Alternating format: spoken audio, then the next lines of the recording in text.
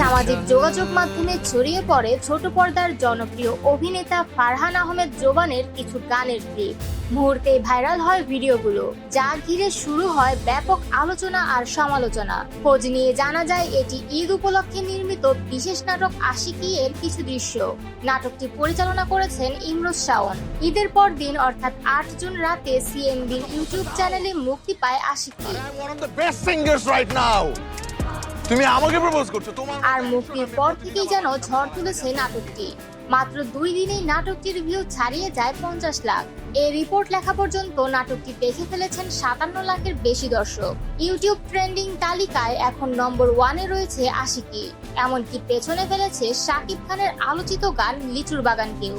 নাটকে দেখা যায় জোভান অভিনয় করেছেন আশিক চরিত্রে, একজন মধ্যবিত্ত পরিবারের তরুণ যার জীবনের মূল লক্ষ্য বাবার স্বপ্ন পূরণ করা। সেই উদ্দেশ্যেই সে শহরে এসে ভর্তি হয় একটি কলেজে। গানের প্রতি ভালোবাসা থেকেই তার নিজেরও স্বপ্ন একদিন বড় গায়ক হওয়া। কলেজে তার দেখা হয় ধনাঢ্য পরিবারের শিক্ষার্থী জেসের সঙ্গে। প্রপোজ করার সাহস পাও কোত্থেকে?